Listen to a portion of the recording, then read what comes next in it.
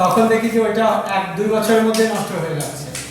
রিসোর্টের মালিক ওই বাঁশ ব্যবহার করার জন্য আর অনুপ্রাণিত হচ্ছে না, বা ইন্টেরিয়র আর্কিটেক্ট সে আর বাঁশ ব্যবহার করার জন্য অনুপ্রাণিত হচ্ছে না, বা স্ট্রাকচার মেকিং যে আর্কিটেক্ট করবে সে আর বাঁশ ব্যবহার করতে চাইতেছে না, কারণ তার কাছে বাঁশের ট্রিটমেন্টের সার্ভিস লাইফ বাড়ানোর কোনো টেকনোলজি নাই। তা আমি দেখলাম যে এইটা নিয়ে আসলে কাজ করা উচিত। আমি যখন ব্যাম্বো ফার্নিচার বানানো শুরু করি আজ থেকে 10 বছর আগে, তখন আমি বিএফআরআই গেছিলাম বাঁশের ফার্নিচারের ট্রেনিং নিতে। মূলত তোরা আমাকে দেখালো যে আমরা এখানে প্লাই বানাই, প্লাই দিয়ে আপনি ফার্নিচার বানাতে পারেন। তা আমার প্রশ্ন ছিল যে আমি তো প্লাই বানানোর জন্য আমার কাছে ওই রকমের পুঁজি নেই, ওই রকমের হেভি মেশিনারি আমার কাছে নেই।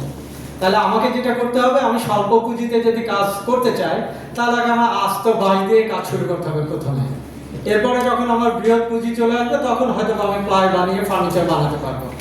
সেখানে আসলে বাঁশের ফার্নিচার বানানোর কোনো ট্রেনিং নেই।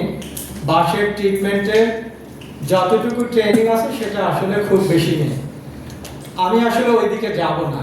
আমাদের মূল বক্তব্য হচ্ছে যে আমরা যদি ট্রিটমেন্টটা ছড়াই দিতে পারি, পাশাপাশি বাঁশের জাত নিয়ে কাজ যদি করতে পারি, নার্সারি ডেভেলপমেন্ট, এবং আমাদের আসলে ভাই বোনেদের আত্মীয় স্বজন যারা আছে তারা যদি সবাই এগিয়ে আসে নার্সারি ডেভেলপমেন্টে, যে চারা বিক্রি, আমাদের এখানে বেশ কিছু প্রতিষ্ঠান চারা বিক্রি করে।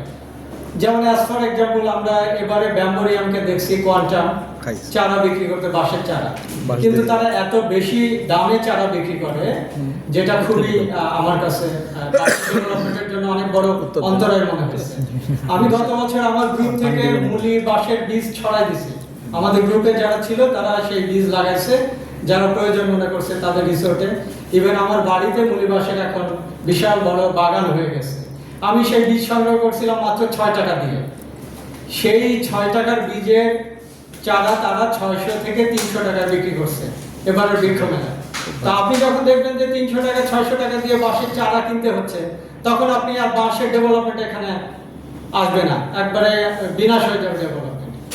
আরো একটা মূল বক্তব্য এখানে, আমি বাঁশের স্ট্রাকচার নিয়ে যখন পাহাড়ে কাজ করতে গেলাম তখন দেখলাম আমাদের এখানে যে সমস্ত কমার্শিয়াল স্ট্রাকচার মেকিং এর জন্য বাঁশগুলি অ্যাভেলেবল, জাতগুলি, সেগুলি পাহাড়ে নেই, নাই হয়ে গেছে।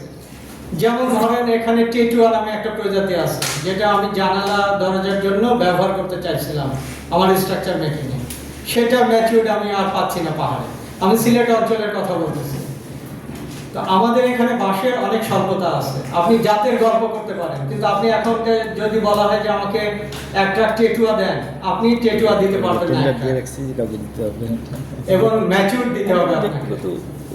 আমি মুলি বাঁশের একটা প্রসঙ্গ আনছিলাম এখানে, আমার মাইকটা তখন বন্ধ করে দেওয়া হয়েছিল। প্রসঙ্গটা হচ্ছে যে আমাদের এখানে মুলি বাঁশ একবারে কমে যাচ্ছে। এই কমে যাওয়ার পেছনে আমাদের মূল কারণ হচ্ছে আমাদের বাঁশকরল, মুলি বাঁশের বাঁশকরল আমরা সবাই খাচ্ছি, শহরেও খাচ্ছি, প্রথমে পাহাড়িরা খেত। আমি কাউকে দোষ দিচ্ছি না, আমি শুধু এতটুকু বলতে চাচ্ছি যে আমাদের এখানে মুলি বাঁশ শেষ হয়ে যাচ্ছে। অনতি বিলম্বে যদি আপনি মুলি বাঁশের কোরল খাওয়া বন্ধ না করেন, এই মুলি বাঁশ শেষ হয়ে যাবে। মুলি বাঁশের গল্পটা এখানে আসছে কেন? কারণ হচ্ছে মুলি বাঁশ আমাদের পাহাড়ের সয়েল ইরোশন কন্ট্রোল, সয়েল স্টেবিলাইজেশনের জন্য অত্যন্ত গুরুত্বপূর্ণ। আমাদের পাহাড়ে প্রচুর পরিমাণে মুলি বাঁশ ছিল, সেটা নাই হয়ে যাচ্ছে দিনকে দিন। মুলি বাঁশ এখন আপনি চারা তৈরি করে ছড়া, কারণ কি জানেন? আমি গত বছর যে বীজটা কিনেছিলাম চট্টগ্রামের নার্সারিগুলো থেকে, সেই বীজ আমি এবছর পাইনি। কারণ হচ্ছে তারা ভারত থেকে সেই বীজ আর এখন আনতে পারে না। আমি চট্টগ্রামে অনেক জায়গায় নার্সারি মালিকদেরকে খোঁজ নিয়ে দেখছি, তারা সবাই বলছে যে জাকির ভাই, আমরা গত বছর যেভাবে আপনাদেরকে বীজ দিছিলাম এভাবে আমরা দিতে পারবো না এবার, কারণ ভারতের সাথে আমাদের যোগাযোগ ব্যবস্থা এখন আগের মতো আর নাই, আমরা বীজটা দিতে পারছি না। বীজটা আমরা যদি এখানে সাপ্লাই চালু রাখতে পারতাম তাহলে আমার গ্রুপের মধ্যে দিয়ে বা জাকির ভাইয়ের মধ্যে দিয়ে আমরা ছড়াই দিতে পারতাম মুলি বাঁশটা। এবং সরকারি পর্যায়ে আসলে যখন পাল্প মিলটা বন্ধ হয়ে গেল কেপিএম এ, তখন তাদের উদ্যোগ নেওয়া উচিত ছিল মুলি বাঁশটা ছড়ানোর পাহাড়। এখনো সময় আছে, আপনি চাইলে 1-2 বছরের মধ্যে আবার আগের জায়গায় ফেরত যেতে পারবেন।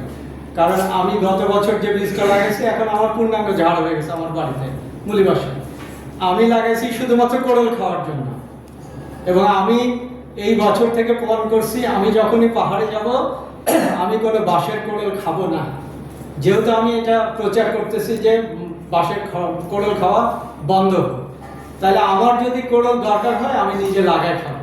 এবং আমার যারা ওয়ার্কশপে যারা পার্টিসিপেন্ট আসে তাদেরকে আমি বলেছি, ভাই আপনারা পেয়ারার বাগান করেন, ড্রাগনের বাগান করেন, আপনারা কমার্শিয়ালি ব্যাম্বো শুটের প্লান্টেশন করেন। আজকে আপনি বাইরের দেশে দেখেন শুট নিয়ে যত কাজ হচ্ছে, ব্যাম্বো শুট বা কোড়ল নিয়ে, সব কিন্তু তারা কমার্শিয়াল প্লান্টেশনের থেকে করে। তারা কমার্শিয়াল প্লান্টেশন থেকে হারভেস্ট করে তারা বিস্কুটে ব্যবহার করতেছে, তারা আচারে ব্যবহার করতেছে, বিভিন্ন খাবারে তারা এই শুট ব্যবহার করতেছে। আমরা চাইলে করতে পারি এটা, কেউ না কেউ ভাই করে আসবে। আপনি যদি প্রচার চালাতে থাকেন, কেউ হয়তো 100 একর জমি পাহাড়ে লিজ দিয়ে মুলি বাঁশের কোড়ল বিক্রির ড্রাগনের মতো আমি ওই প্রচার চালাচ্ছি আর কি।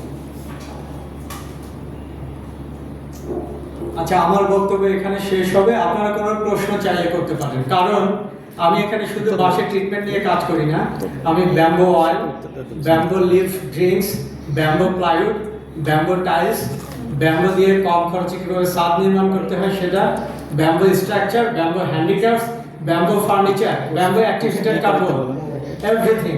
সল্ট এবং ইলেকট্রিসিটিতে আমি যাইতে পারিনি, ওই জায়গায় যাওয়ারও আমার প্রোগ্রাম আছে নেক্সট।